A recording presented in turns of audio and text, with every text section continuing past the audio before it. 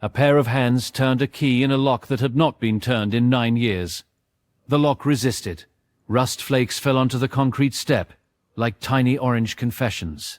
And the key held for a long second before the cylinder gave way with a sound that was less a click and more a sigh, the kind of sound a building makes when it has been holding its breath since the last person who loved it walked out. Lorraine Bellaro Husk stood in front of a squat cinderblock building on Route 9 outside Weaverton, North Carolina.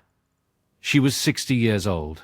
The sign above the door read, Francine's in faded coral paint, the apostrophe long gone, replaced by a water stain shaped like a comma. It was October the 3rd. The oaks along the road were nearly bare, their branches reaching into a sky the color of old pewter, and the parking lot had 3 cracks wide enough to swallow a shoe. She was carrying a cardboard box. Inside it, 4 small security cameras still in their packaging, a bottle of white vinegar, a roll of paper towels, and a 3-ring binder so old the cover was warped with decades of grease stains, and the rings no longer closed properly. The binder weighed less than 2 pounds. It was the most valuable thing she owned, and she did not yet know by how much. She did not look like a woman with a plan. She looked like a woman with nowhere else to go. That was the point. The key finally finished its work. The door opened on a smell of cold grease and mothballed vinyl, the particular staleness of a room that has been sealed against time and lost the argument. The lunch counter was still there. 8 stools, chrome stems, red vinyl seats split down the middle. 1 stool was lying on its side like it had fallen 9 years ago, and no one had picked it up. Dust covered the formica in a fur so fine it looked like velvet. Lorraine set the box on the counter.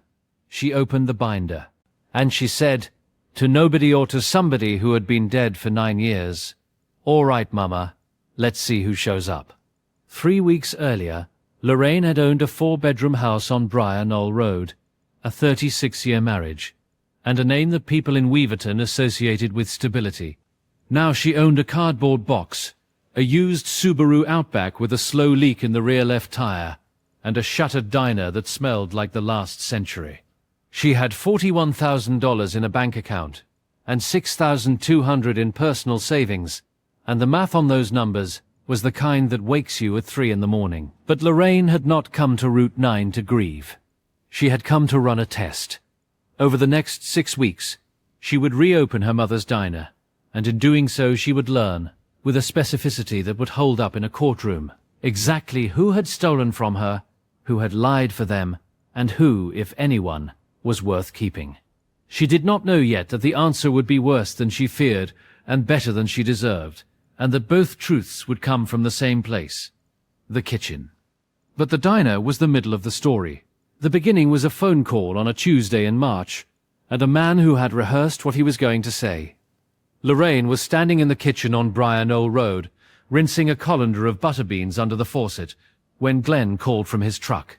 Glenn Husk, her husband of 36 years, age 63, retired county road supervisor, a man whose emotional range ran from flat to flatter. He said he would not be coming home for dinner. He said he would not be coming home at all. He said it the way he said everything, flatly, administratively, like a man reading a county work order aloud to a crew he did not particularly respect.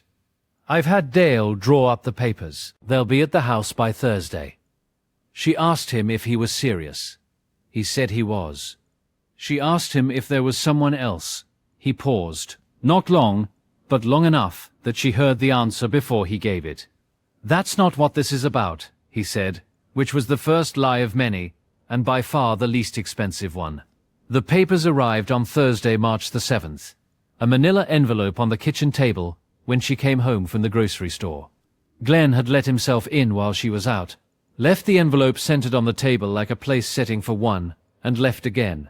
The papers proposed that he keep the house she had painted every room of, gardened, maintained, and raised 2 stepchildren in for 36 years, and that she receive a cash settlement of $41,000 and the 2016 Subaru Outback. The papers were prepared by Dale Metzger, whose office was above the hardware store on Main Street in Weaverton, and whose reputation was for being cheap and creative in equal measure. The divorce was finalized On June the 19th, Lorraine had hired a lawyer from Asheville, the only one she could afford on the settlement advance. A woman named Rachel Fenn, who told her plainly that the house was titled in Glenn's name from before the marriage, and that North Carolina's equitable distribution laws gave her a claim, but not a guarantee. She fought for 4 months and gained exactly nothing. The judge signed the order on a Wednesday. By Friday, Lorraine was living in a month-to-month rental on Flint Mill Road, with a slow leak in the kitchen ceiling, and $41,000 that felt like a joke told at her expense by people who did not know she was in the room. Lorraine did not hate Glenn. That was the problem. She had loved him with the steady, unquestioning devotion of a woman who believed that showing up every day was the same as being valued. She had cooked for his friends, nursed his mother through her last year, tolerated his silences, forgiven his small cruelties, and never once asked whether any of it was being recorded in a ledger that she would someday be allowed to read. The divorce was not a betrayal in the way the word is usually meant.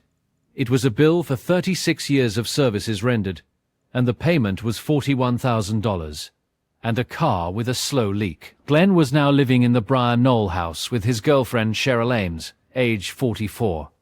The bed Lorraine had made every morning for 3 decades was being slept in by a woman who had never changed its sheets. Lorraine's mother, Francine Bellaro, had run Francine's on Route 9 for 34 years. She opened the diner the year Lorraine was born, a squat cinder-block building on a state road that nobody took unless they were lost or local. And she closed it the week she was admitted to Mission Hospital in Asheville. February the 8th, 9 years ago, was the last day the diner served a meal. Francine died 4 days later, February the 12th, of a stroke that had been building for a decade and arrived all at once on a Tuesday morning. She was 79. Francine had left Lorraine the diner building and the 1.4-acre lot it sat on. Lorraine had never done anything with it. Glenn had called it a grease pit on a nothing road. So it sat, locked, while the parking lot cracked and the sign lost its punctuation and the oaks grew over the roof like a congregation leaning in to listen. What Francine also left, and what Lorraine had kept in a closet for 9 years without fully understanding its weight, was the recipe binder. It was late September, 3 months after the divorce was final. Lorraine was sitting on the rented apartment's kitchen floor, the only room where the ceiling did not leak, with the binder open on her knees. She was not cooking. She was reading the margins. Francine had a habit that Lorraine only half understood as a child. She wrote in the margins of her own recipes, in blue ballpoint, in a hand so small you had to hold the page close enough to smell the old grease on the plastic sleeves. The notes were not about cooking. They were about people. Every recipe carried a whispered instruction that had nothing to do with flour or butter, and everything to do with how to survive the world without losing your sense of it. Beside the recipe for buttermilk biscuits, in the upper right margin, Francine had written, "A biscuit tells you who a person is. Watch what they reach for first, the butter or the honey. The ones who reach for the butter are building something. The ones who reach for the honey just want it to taste good right now. You marry the butter ones, Laurie. You keep the honey ones at arm's length." Lorraine read that note and thought about Glenn. Glenn had always reached for the honey. Beside the recipe for chicken and dumplings, the diner's bestseller, its page softened and flour-dusted from decades of use, Francine had written, "The day you find out what a person is really like is not the day they need you. It's the day they think you need them. That is the test nobody means to take." Lorraine read that note 3 times.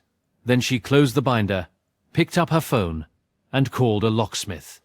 She did not want to believe that Glenn had orchestrated the divorce with Metzger's help to steal more than she knew about. She did not want to believe that Patrice Godwin, her oldest friend, her maid of honor 36 years ago, had quietly fed Glenn information during the mediation. She did not want to test anyone. But Francine's margin note sat in her chest like a stone. The day they think you need them. What if she made them think she needed them? Or better, made them think she had something worth taking? Who would show up then? And what would they do? Lorraine had spent her childhood watching Francine work the counter. Francine could tell a man was lying before he finished ordering. She said it was in the hands. Liars hold the menu too tight. Lorraine had inherited the instinct. She read people the way other people read weather. Not perfectly, but well enough to carry an umbrella. She had simply never had a reason to use it against anyone she loved. Until now. On October the 1st, Lorraine withdrew $12,400 from her savings, every dollar she had beyond the settlement money, and drove to an electronics store in Asheville. She bought 4 Wi-Fi security cameras, the kind marketed for small businesses, at $129 each. She bought a laptop, a basic cloud storage plan at $19.99 per month, cleaning supplies, 2 cans of paint in the same coral as the original sign, and a new deadbolt for the diner's back office door. Total camera cost, $516. The rest went to renovation supplies. When she was finished, she had $6,200 less than she started with, and she was not even through the door yet. On October the 2nd, she drove to the diner and walked the property. She noted the 4 cracks in the parking lot, the water damage along the east wall, the intact gas line that would need an inspection, and the walk-in cooler, which was still humming on a circuit breaker nobody had thought to flip. The electric bill had been auto-paid from Francine's estate account for 9 years, a detail so small and so faithful, it made Lorraine's throat tighten. She opened the cooler door and found it empty, clean, and 41 degrees. It smelled like cold metal and nothing else. She closed the door and stood there for a moment with her hand flat against it, because it was the first thing in months that had worked exactly the way it was supposed to. The back office was a 10 by 12 room with a steel desk, a filing cabinet, and a window that faced the dumpster. The filing cabinet was locked. She did not have the key. She put that on her list. On October the 3rd, the day from the opening, she installed the cameras herself using tutorials she watched on her phone. Camera 1 went above the front door, covering the parking lot. Camera 2 went behind the lunch counter, angled to capture anyone sitting at the stools and anyone coming through the kitchen door. Camera 3 covered the back office, aimed at the desk and the filing cabinet. Camera 4 watched the rear exit, covering the dumpster and the gravel path to the road. All 4 fed to the laptop, which she kept in a locked cabinet beneath the counter. The cameras looked like the small black domes you see in every convenience store in America. Nobody would think twice about them. Then she planted the stories. Each one was different, tailored, designed to travel a specific path and arrive at a specific destination. To Glenn, through a mutual acquaintance named Carl, who still talked to both of them, Lorraine let it be known that she was trying to reopen her mother's place, but the bank would not touch it, and that she was barely scraping by. She wanted Glenn to believe she was desperate and failing. To Patrice Godwin, over coffee on October the 5th, Lorraine confided that she had found a silent investor, someone from Asheville, willing to put up $200,000 for a full renovation. She wanted Patrice to think there was money involved, and she wanted to see where that information traveled. To Dale Metzger, through a carefully indirect channel, she mentioned to Carl's wife Denise, who happened to be Metzger's office receptionist, that while cleaning the diner's back office, she had found some old paperwork.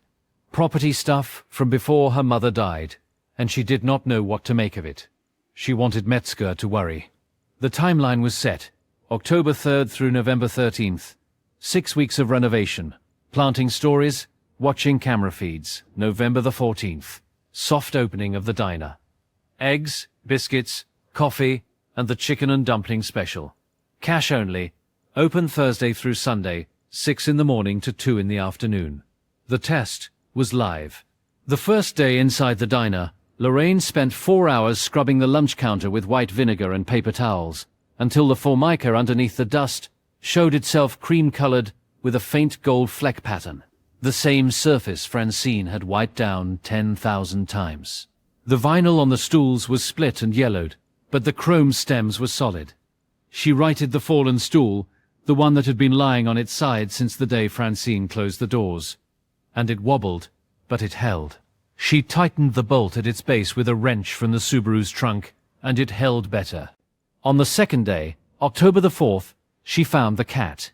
A marmalade tabby, ribs visible under matted fur, was sitting on the dumpster lid behind the building like a landlord waiting for rent. She set down a saucer of water and a torn piece of bread. The cat regarded her with the specific appraising stillness of an animal deciding whether a human was worth the risk. By the third day it was inside, sitting on the end of the counter, watching her paint. She named it Rind because its fur was the color of dried orange peel, and because Francine had always said, "You can tell the quality of a fruit by the rind, not the flesh." Beside the recipe for sweet potato pie, in the lower left margin, Francine had written, "When you open a kitchen, open the door, and then stand back. Don't invite anybody. Don't beg. Just open the door and cook. The right people walk in. The wrong people drive past and wonder what they're missing."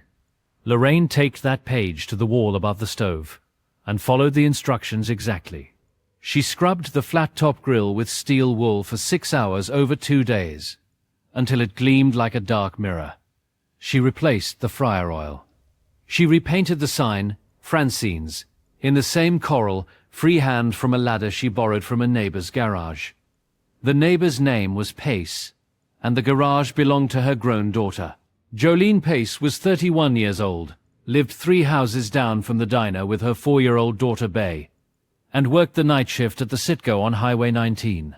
She slept from 7 in the morning to 2 in the afternoon, which meant she was awake in the late afternoons, looking for something to do that was not watching television in a dark bedroom. She showed up on October the 6th because she saw the ladder. "You need somebody to hold that?" she said. Lorraine said yes. Jolene held the ladder for 45 minutes without asking for anything, without mentioning that she had a bad knee, and without reaching for her phone. Her hands stayed on the ladder. Lorraine noted this. She noted it the way Francine would have noted it, by watching the hands. 1 week after Lorraine had told Patrice about the silent investor, on October the 12th, a Saturday, Patrice Godwin's silver Lexus pulled into the parking lot at 10:47 in the morning. Camera 1 caught the arrival. Camera 2 caught the rest. Patrice walked in carrying a casserole dish. Her standard friendship prop, the same one she had brought to Francine's funeral 9 years ago. She set it on the counter, hugged Lorraine and said, "Oh honey, look at this place. You're really doing it." Lorraine poured her coffee and let her talk. Patrice talked for 22 minutes. The topics in order: the renovation and what exactly the investor was paying for, Glenn and how she had heard he was doing well, not that she talked to him, and money, specifically whether the investor arrangement was a loan or a partnership, because Lorraine should be careful. She should not sign away equity on her mother's building. Lorraine watched Patrice's hands.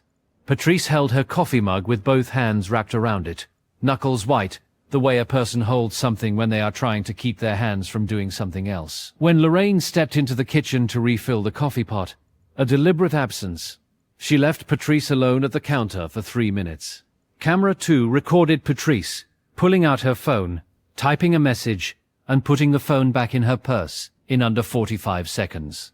The camera angle was not good enough to read the screen, but the speed of it, the practiced furtive efficiency, told Lorraine what she needed to know about the recipient. You do not type that fast to someone you are not reporting to. Lorraine did not confront. She did not react. She poured Patrice more coffee, thanked her for the casserole, and walked her to the car. Then she sat down at the counter, opened the recipe binder, and found the note she was looking for. Beside the recipe for peach cobbler, Francine had written, "Some people bring you a dish, and some people bring you a dish to see what's in your kitchen. You can tell the difference by what they look at while you're cutting the pie." Patrice had spent 3 of her 22 minutes looking at the back office door. On the night of October the 14th, 2 days after Patrice's visit, Lorraine was reviewing the day's camera feeds on the laptop, when she noticed something on camera 3, the back office camera. The timestamp read 3:17 in the morning. A light swept across the back office window. Not headlights. The road was behind the building, not in front of it. This was a flashlight, moving slowly, left to right, pausing at the window, then gone. She rewound it, watched it again. The light lingered for 11 seconds. Whoever held it had stood close enough to the glass to fog it. She could see the faint bloom of condensation on the lower pane. She checked camera 4, the rear exit. At 3:14 in the morning, 3 minutes before the flashlight, A dark pickup truck had pulled off the gravel path and parked 30 yards from the dumpster. The camera's night vision was grainy, but she could see the shape. A full-size truck, light bar on the roof, no front plate visible. At 3:22 the truck pulled away. No one had tried the door. They had only looked. The back office. The filing cabinet. Some old paperwork. Lorraine had planted that line with Denise, Metzger's receptionist, 4 days earlier. Someone had come looking within 96 hours. Lorraine did not call the police. There was nothing to report. No break-in, no damage, just a flashlight and a truck on a public road in the small hours. Instead, she drove to a hardware store the next morning and bought a padlock for the filing cabinet, a motion sensor floodlight for the rear of the building, and a can of lubricant. She sprayed the filing cabinet lock, worked the key until it turned, and opened the drawer. Inside the cabinet were 34 years of Francine's paperwork. Tax returns, supplier invoices, a copy of the building's deed, and a manila folder labeled, in Francine's handwriting, "For Lorraine, do not let them." The sentence stopped there. Francine had either been interrupted or had decided that Lorraine would know what the rest of the sentence was. On the night of October the 15th, alone in the back office at 8 in the evening, Lorraine opened the folder. It contained 6 items. The first 5 were routine. The original building deed dated 1971 in Francine's husband's name, transferred to Francine upon his death in 1983. A survey of the 1.4-acre lot. The property tax history. A letter from the county confirming the commercial zoning of Route 9. And a receipt for the walk-in cooler, dated 1986, for $4,200, which Francine had circled in pen and written beside it, worth every cent. The 6th item was not routine. It was a handwritten note from Francine, undated, written on the back of a diner order slip. The handwriting was shaky, the letters leaning to the right like they were trying to outrun the hand that made them.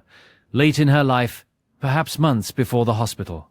The note read, "Laurie, the land under this building is worth more than the building."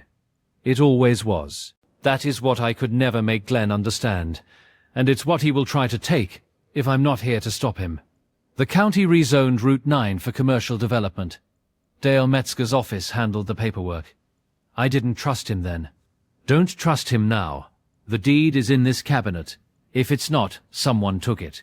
Mama. Lorraine checked the folder again. The deed was there, the original, yellowed, notarized. She held it up to the fluorescent light. Everything looked correct.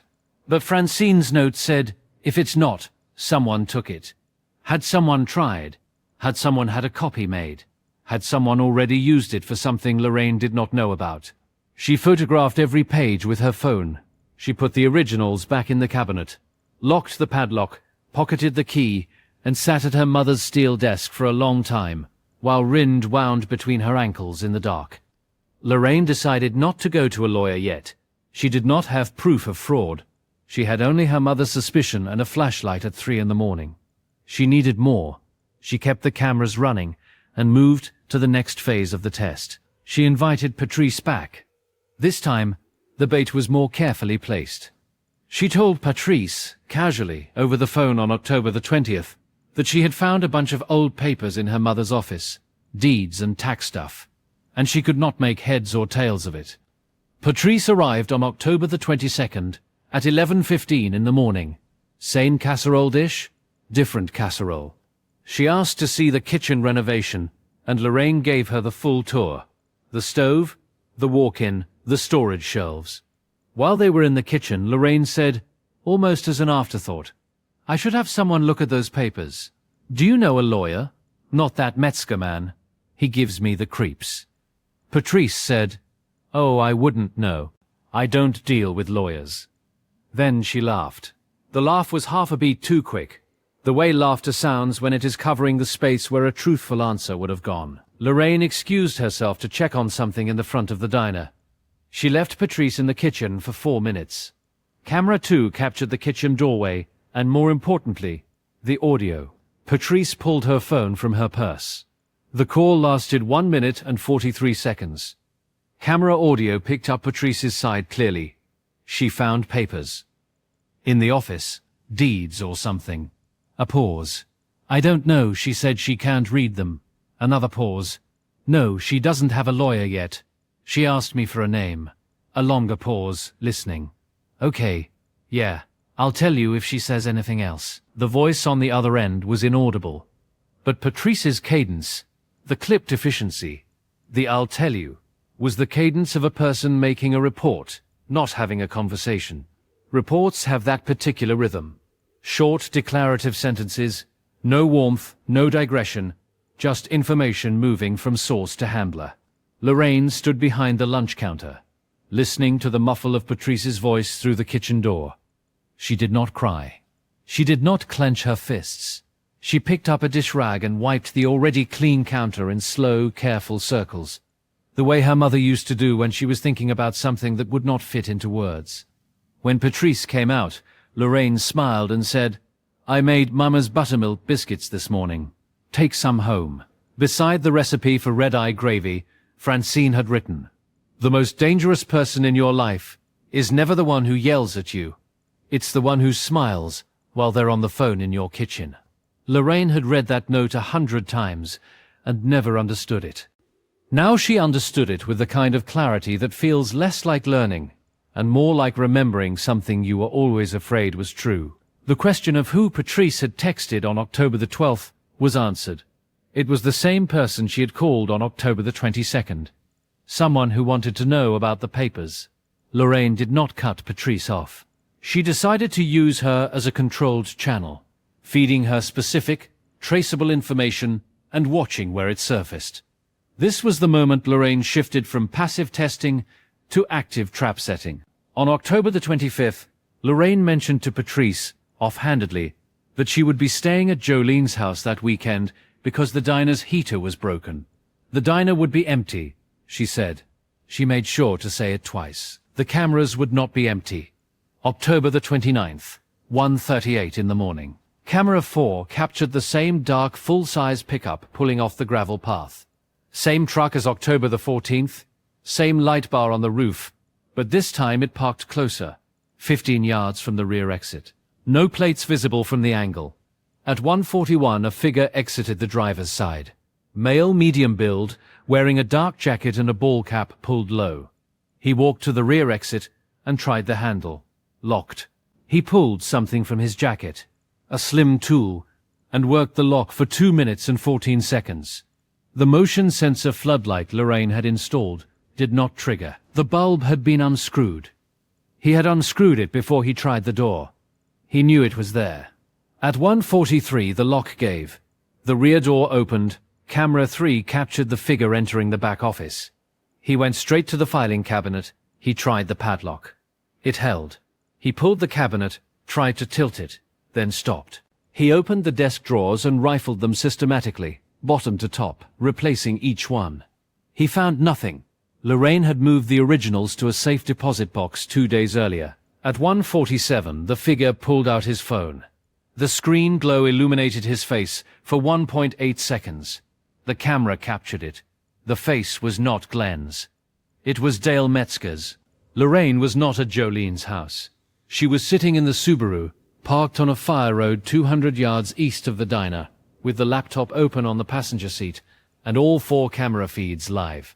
She watched Metzger enter the office. She watched him try the cabinet. She watched him open his phone, and she watched the screen light paint his face in blue-white for just under 2 seconds. She tapped the laptop's screenshot key. The image was grainy, but it was him. The narrow jaw, the wireframe glasses, the Weaverton rotary pin on his jacket collar. Dale Metzger, attorney at law, breaking into a shuttered diner at 1:47 in the morning to look for a deed he already knew was there. Beside the recipe for cornbread, Francine's most used recipe, the page softened to velvet, Francine had written, "You don't catch a rat by chasing it. You catch it by leaving the pantry door open and sitting in the dark with a broom. Patience, Laurie. Patience is the only weapon that doesn't make a sound." Lorraine had the screenshot, she had the footage, she had the timestamp, but she did not go to the police. She wanted to know the full scope, not just a break-in, but the fraud it was designed to cover. She decided to open the diner on schedule, November the 14th, and use the soft opening to bring all the players into the same room. November the 14th, a Thursday, 6 in the morning. Lorraine turned the open sign for the first time in 9 years and stood behind the counter with a pot of coffee and a flat-top grill hot enough to sear memories. Between 6 and 7:30, 3 locals came in. Strangers to Lorraine but regulars of the old Francine's. People whose bodies still remembered the route. One of them, a man in his 70s named Earl, sat at the second stool and said, "Your mother made the best biscuit in this county, and if yours are half as good, I'll be here every Thursday." Lorraine brought him a biscuit. He took a bite, closed his eyes, and said, "Lord Francine." He meant it as a prayer. Lorraine had to turn away and busy herself with the coffee maker because her face was doing something she did not want a customer to see. At 8:45, Jolene arrived with Bear. Bear sat on the end stool next to Rind and ate a biscuit with honey. Jolene washed dishes for 2 hours without being asked. She did not mention payment. She did not check the time. At 10:15, Patrice did not come. Lorraine had told her the opening date a week ago. Patrice had texted the night before, "So proud of you, Laurie. I'll try to stop by next week either." The exclamation point in that text was the loneliest piece of punctuation Lorraine had ever received. At 11:30, a woman Lorraine did not recognize walked in.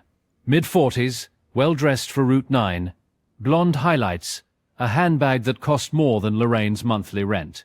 She ordered coffee, sat at the counter, and looked around with the specific evaluative attention of a person appraising square footage and not food. She asked Lorraine, "Is this your place?" Lorraine said, "It was my mother's." The woman said, "It's charming, great bones." She finished her coffee, left a $20 bill on the counter, more than 4 times the price, and walked out without waiting for change.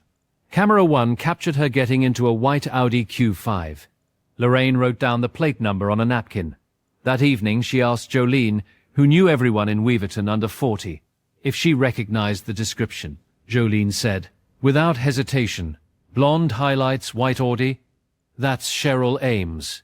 She's dating your ex-husband."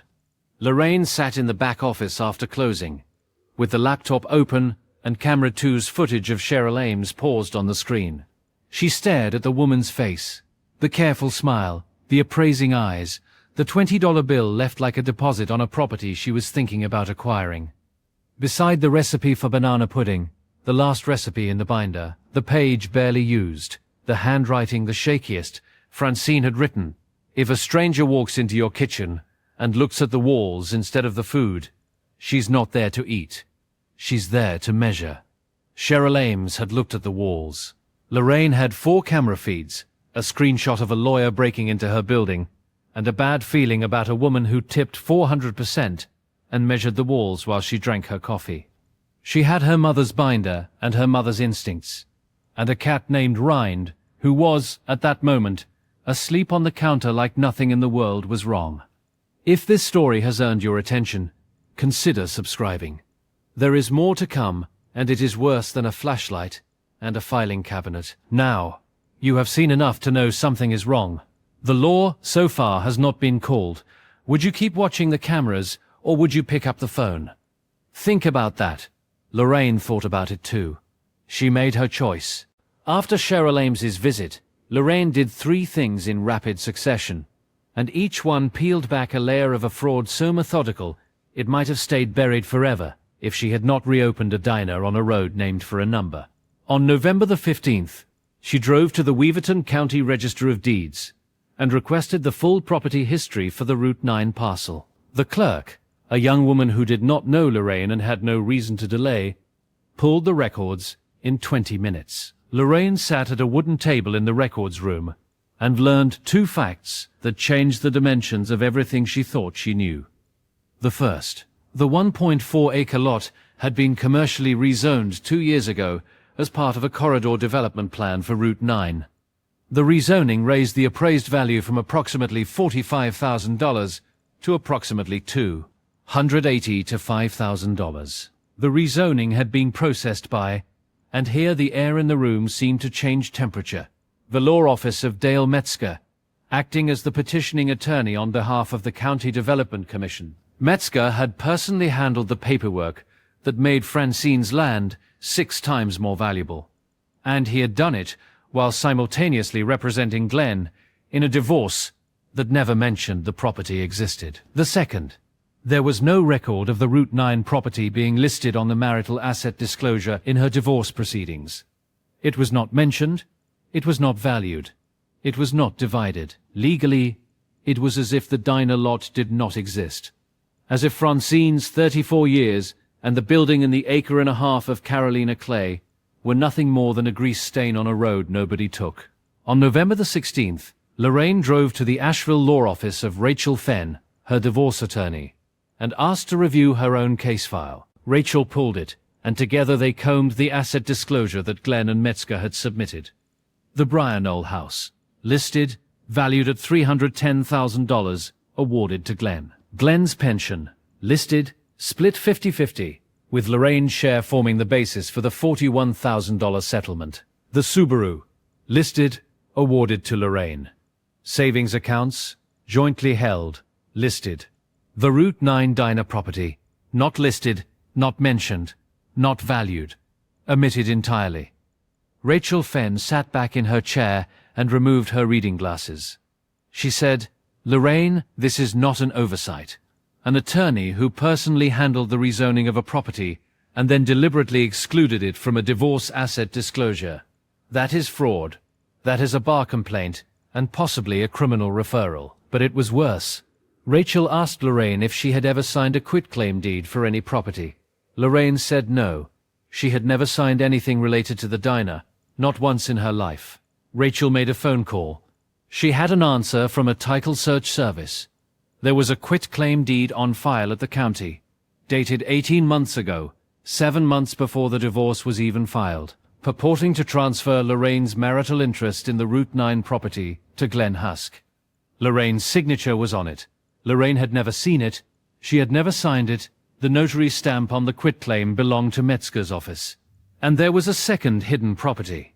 Rachel ran Glenn's name through the county records and found a half-acre parcel adjoining the Briarknoll house, purchased by Glenn for $38,500 6 months before the divorce filing, using funds drawn from the joint savings account before it was frozen for proceedings, titled in Glenn's name only, not disclosed in the divorce. Metzger's office handled the closing. $285,000 in land value deliberately excluded from the divorce. A forged quitclaim deed removing Lorraine's interest in the property. $38,500 in marital funds used to purchase a hidden parcel. All of it processed through one attorney, Dale Metzger, who had been Glenn's lawyer, the county's rezoning attorney, and the notary on a forged document. A man who wore a rotary pin and broke into buildings at 1 in the morning. Rachel Fenn told Lorraine 2 things she did not want to hear. First, the statute of limitations for challenging a fraudulent property transfer in North Carolina was in most cases 3 years from the date of the transfer. The quitclaim was dated 18 months ago. Lorraine had time, but not endless time, and every week that passed was a week Metzger could use to cover tracks, destroy records, or apply pressure. Second, if Metzger knew that Lorraine had found the deed and the papers, he would move. He had already broken into the diner once. The originals were in a safe deposit box now, but Metzger did not know that. He might try again. He might try something worse. Lorraine reviewed the camera feeds from the week of November 11th through 17th.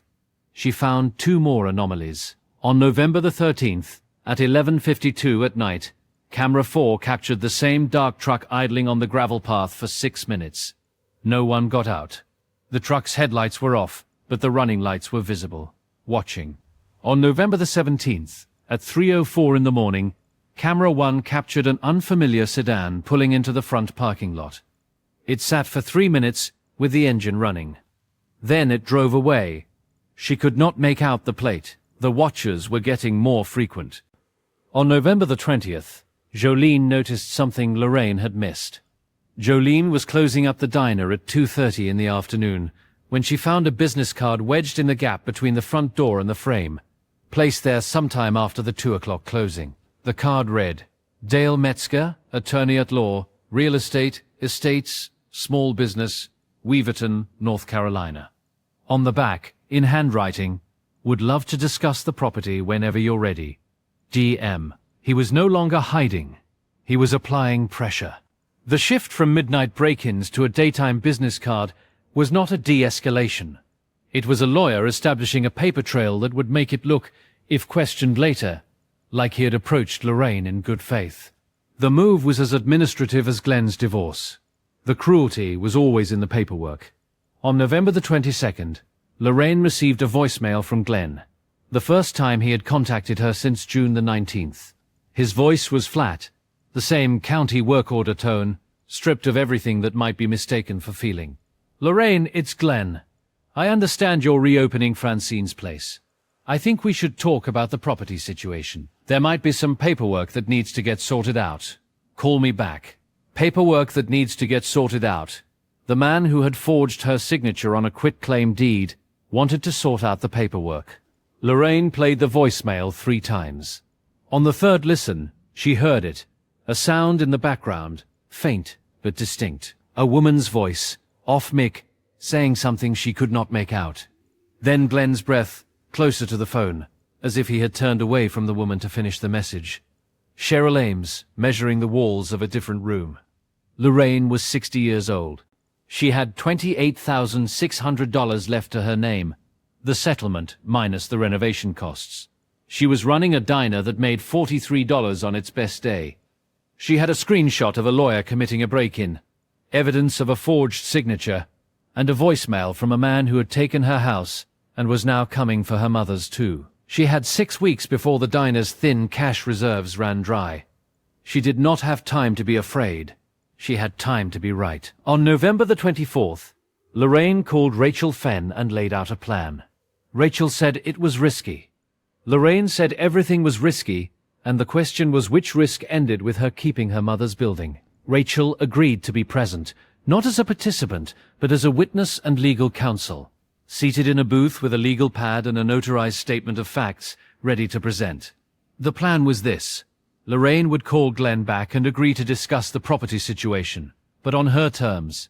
She would invite him to the diner for a meal, just the two of them, a civil conversation between adults. She would suggest December the 6th, a Friday at 5 in the afternoon, after the diner's normal closing time. Private. She would also, separately, leave a message with Denise saying that she wanted to take Dale up on his offer to discuss the property and inviting him to the same dinner, same time. She would frame it as if she did not know they were connected. 2 separate, innocent invitations that would land the 2 men at the same counter at the same hour. The diner's 4 cameras would be running. Rachel Fenn would be in the back booth, out of direct sightline, recording the conversation on her phone as a backup. North Carolina is a one-party consent state for audio recording, and Lorraine's presence and knowledge constituted legal consent. The filing cabinet would be unlocked. Inside it, Lorraine would place a single document, a color photocopy of the forged quitclaim deed with a note in Lorraine's handwriting on a small yellow square of paper that read, "I didn't sign this. Who did? The originals, the deed, the quitclaim, the screenshots, the voicemail, Rachel's title search results. All of it were in the safe deposit box and in Rachel Fenn's office. Multiple copies. If anything happened to the diner copies, the originals were untouchable." From November the 25th through December the 5th, Lorraine ran the diner. She served biscuits and chicken and dumplings and red-eye gravy to people who came through the door without being begged. Earl came every Thursday and Saturday. Jolene washed dishes every afternoon with Bayer drawing at the end of the counter. Rind occupied the end stool. The cash register averaged $38 a day, which was not enough to live on, but was enough to keep the lights on and the fryer hot. And some days that is all a life needs to be. Lit and warm and not yet giving up. She did not hear from Patrice again. Not a text, not a call, not a casserole. The silence confirmed what the phone call had already proved, and somehow the silence hurt more than the call, because the call at least pretended to be something else. She heard from Glenn once, a text on November the 29th, Deck 6 works. See you at 5. 6 words. The same administrative flatness, reduced to pixels. Metzger did not respond to the invitation directly, but Denise told Lorraine when she called to confirm, "Mr. Metzger said he'll be there." On the night of December the 5th, at 10 o'clock, Lorraine sat in the diner alone. The cameras were charged, the feeds were live, the laptop was recording to the cloud and to a local hard drive simultaneously. She opened the recipe binder to the next to last page and read the margin note she had been saving. She had saved it because she knew, with the instinct Francine had given her, that she would need it on the night before the hardest day. Beside the banana pudding recipe, in the margin, Francine had written, "Cook for the people you love, but set the table for the ones who are coming to take. A full plate and a good light make a thief feel safe, and a safe thief makes mistakes." Lorraine set the table. 2 place settings at the counter. White plate she had bought at the Goodwill in Asheville. A small vase with dried hydrangeas from the yard. The diner looked, for the first time in 9 years, like a place where someone might want to sit down and eat and tell the truth. She did not expect the truth. She expected mistakes. Francine had taught her the difference. December the 6th. 4:45 in the afternoon. Rachel Fenn arrived first. She took the back booth with her legal pad, a manila folder, and a cup of coffee. She looked like a customer finishing paperwork. She was exactly that, in a sense. 4:58. Glenn's truck, not the dark one from the night footage but his everyday silver F-150, pulled into the lot. Camera 1. He sat in the cab for 2 minutes, then he got out, adjusted his jacket, and walked in. He looked at the counter, the stools, the coral sign. He had not been inside Francine's in over a decade. His face did something Lorraine did not expect, a flicker, fast and involuntary, of something that might have been shame. It passed. He sat at the first stool, the one closest to the door, as if he wanted to be near the exit. 5:04, Metzger's sedan pulled in. Camera 1. Metzger got out carrying a leather folio, the kind lawyers bring when they want to look professional and prepared. He walked in, saw Glenn, and stopped. 2 seconds. His eyes went to Glenn, then to Lorraine, then to the back booth where Rachel sat, then back to Lorraine. "I didn't realize this was a group dinner," he said. "It's a small diner," Lorraine said. "Sit anywhere." He sat at the third stool. Glenn was at the first. One empty stool between them. The empty stool was the most honest thing in the room. Lorraine served them both coffee. She set a plate of biscuits on the counter. She stood behind it, the way Francine had stood behind it for 34 years, with a dish rag over one shoulder and her hands flat on the formica. She could feel the counter's surface under her palms, the same surface she had scrubbed on October the 3rd, and beneath her hands she could feel every year her mother had spent in this exact position, reading people by what they reached for.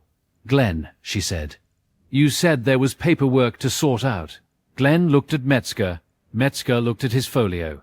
The silence lasted 4 seconds. Camera 2's audio captured every one of them, and 4 seconds of silence in a room with 3 people, and a lie between them, is longer than you think. Metzger spoke first. He had a script. He opened the folio and produced a document, a proposed sale agreement for the Route 9 property, pre-filled, offering Lorraine $55,000 for the building and the land. He said it was a fair market value based on the current condition of the structure. He said it would give Lorraine a fresh start. He said it with the smooth, measured cadence of a man who had rehearsed the words in his car on the drive over. Lorraine looked at the number. $55,000. For a property appraised at $285,000. She picked up the document. She read it slowly, line by line. The way you read something when you want the other person to feel the weight of your attention on every word they wrote. Then she set it on the counter, reached beneath it, and brought up the photocopy of the quitclaim deed, the one from the filing cabinet, with the note on it, "I didn't sign this. Who did?" She placed it next to Metzger's offer. The 2 documents sat side by side on the formica-like evidence, at a trial which is exactly what they were becoming. "I have a question about this signature," she said. "Because it's mine, supposedly. But I never signed it, and the notary stamp is from your office, Dale." Metzger's hands went still. Lorraine watched them. Liars hold the menu too tight.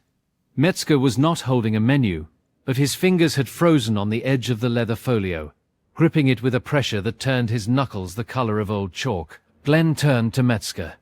"What is she talking about?" Metzger said, This is a misunderstanding," Lorraine said. "The county recorder has the original. My attorney has a certified copy. The notary stamp is your office's. The signature is not mine.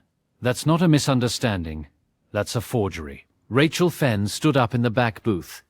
She walked to the counter with the calm, deliberate pace of a woman who had been waiting for this moment and had no intention of rushing it. She placed her manila folder beside the quitclaim.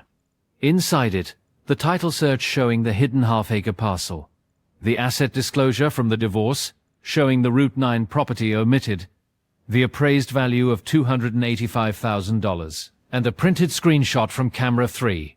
Dale Metzger's face, illuminated by his own phone, standing in the back office at 1:47 in the morning on October the 29th. "My name is Rachel Fenn," she said. "I'm Mrs. Bellaro Husk's attorney. These documents will be filed with the State Bar on Monday morning and with the District Attorney's office the same day. You are both welcome to retain counsel." The diner was very quiet. The fryer was off. Rind was asleep on the end stool. The camera behind the counter recorded everything. Two men sitting at a lunch counter with their futures collapsing around them, and a woman standing behind the counter with a dish rag on her shoulder and her mother's binder in the kitchen behind her. Glenn left first. He did not speak. He picked up his keys, walked to the door and stopped. He turned back. He looked at Lorraine. Really looked. Not the administrative glance, not the property dispute stare, but the look of a man who has just realized that the person he underestimated for 36 years was paying attention the entire time. He opened his mouth. He closed it. He left. The door swung shut behind him, and the bell above it rang once. A small brass sound, the same bell Francine had hung in 1971. Metzger gathered his folio. His hands were shaking.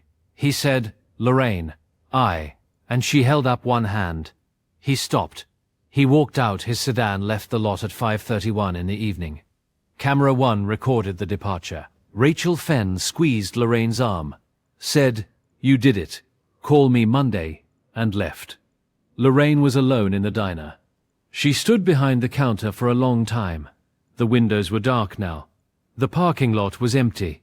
December's cold pressed against the glass. Rind lifted his head, looked at her, and settled back down. She walked into the kitchen.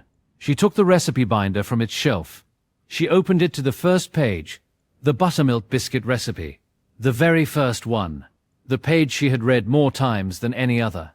And there, in the upper margin, in the smallest handwriting of all, was a note she had somehow never seen. Or maybe she had seen it, and had not been ready to read it. The ink was faded almost to nothing. She held the page close to her face, the way you have to hold Francine's writing, close enough to smell the decades of flour and grease in the plastic sleeve. The note read, "Laurie, if you are reading this, I am already gone and you are standing in my kitchen, and that means you came back. I knew you would. I am sorry I cannot be there to hold the biscuit cutter while you pour, but I left you everything you need. Not the building, baby. Not the stove. The recipes, the margins. Every note I ever wrote was for you, for the day you would need to know what I knew. You have my hands and my eyes. You always did. Now use them. I love you past the last page. Mama." Lorraine stands in the kitchen of Francine's, holding the binder, and she does not cry. Not exactly. What happens is smaller and deeper than crying. Her breath catches once, and then she presses the page against her chest, and she holds it there the way you hold something that is alive. And the kitchen is warm because the oven has been on all day, and the smell of biscuits is in the walls, and the cat is asleep on the counter, and her mother is in the margins. And that is enough. That is enough. Rachel Fenn filed a formal complaint with the North Carolina State Bar on December the 9th. The complaint included the forged quitclaim deed, the undisclosed rezoning, the screenshot of the break-in, and the fraudulent asset disclosure. Metzger's license was suspended pending investigation within 6 weeks. the district attorney's office opened a fraud inquiry in January. Metzger did not return to his office above the hardware store on Main Street. The for lease sign went up in February. The investigation into Glenn Husk revealed the hidden half-acre parcel and the misuse of marital funds. A motion to reopen the divorce settlement was filed by Rachel Fenn in January and granted in March, almost exactly 1 year after Glenn had called Lorraine from his truck and told her he was not coming home. Under the revised settlement, Lorraine retained full ownership of the Route 9 property, which had always been hers through Francine's estate, but was now legally affirmed and protected. She received restitution of $38,500 for the hidden parcel purchase, and was awarded an additional $47,000 in equitable distribution for the fraudulently omitted land value. Glenn kept the Briar Knoll house. He did not keep Cheryl Ames. She left Weaverton in April, destination unknown, driving the white Audi Q5 and looking at walls she would not own. Lorraine did not file a complaint against Patrice.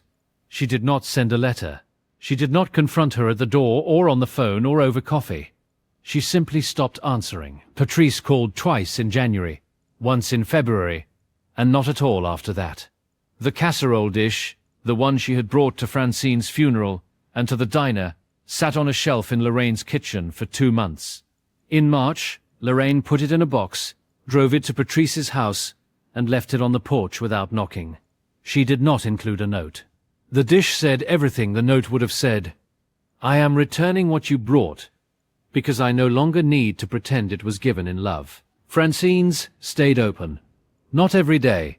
Thursday through Sunday, 6 in the morning to 2 in the afternoon, the same schedule Lorraine had set from the beginning. The cash register averaged $61 a day by February, which was not a fortune and was never going to be. But it covered the electric and the food cost, and left enough for Lorraine to buy herself a pair of shoes that were not from the Goodwill. In January, she hired Jolene Pace, officially on the books, at $13 an hour to start. Jolene took the morning shift so she could sleep after her sit-go nights. And when Lorraine suggested she quit the gas station, Jolene said, Not yet. Let me see if this place can hold us both. Lorraine respected that. It was a butter answer, not a honey answer. Jolene was building. In March, Lorraine moved out of the Flint Mill Road apartment and into the diner. There was a room above the kitchen that Francine had used as storage, with a window that overlooked Route 9. Lorraine cleared it, insulated it, installed a space heater and a second-hand bed, and hung a framed photograph of Francine on the wall opposite the window. The room was 11 feet by 14 feet, and it was entirely, legally hers. The ceiling did not leak. In April, she started a Saturday morning class. Francine's kitchen. Cooking lessons for older women who had been through divorces, evictions, displacements. The quiet catastrophes that happen to women over 50 when the structures they built their lives on are pulled out from beneath them. She did not charge for the class. She funded it from the restitution money. 8 women came the first Saturday, 12 the second. By May, she had to add a second session.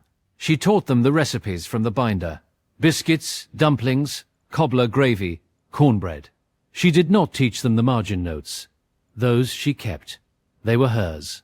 But sometimes, while a student was rolling dough or cutting butter into flour, Lorraine would say something that sounded like advice about biscuits, and was really advice about everything else, and the student would look up, and Lorraine would shrug and say, "My mother used to say that," and go back to the stove.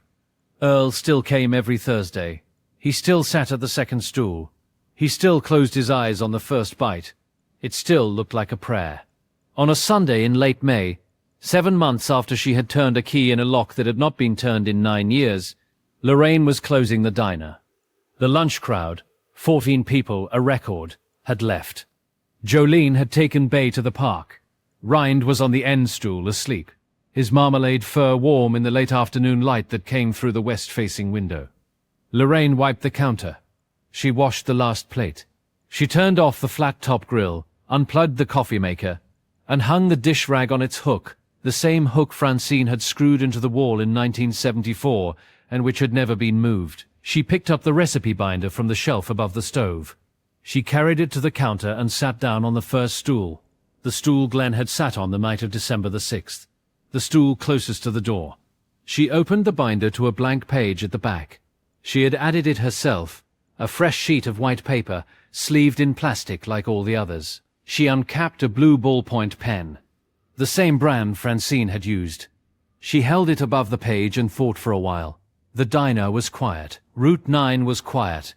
The oaks along the road had their leaves back, green, full, the kind of green that comes after a hard winter and means what it means. She wrote, in small handwriting in the margin, because margins were where Francine kept the important things. The recipe works. Trust it, LB. 3 words and her initials. She closed the binder. She slid it back onto the shelf. She turned off the lights, locked the front door, and walked upstairs to the room that was 11 feet by 14 feet, and had a window that overlooked a road named for a number, and a diner named for a woman who had left her everything she needed. Rind followed her up the stairs. The bell above the door rang once as it settled, the small brass sound that Francine had hung 53 years ago, and then the diner was still.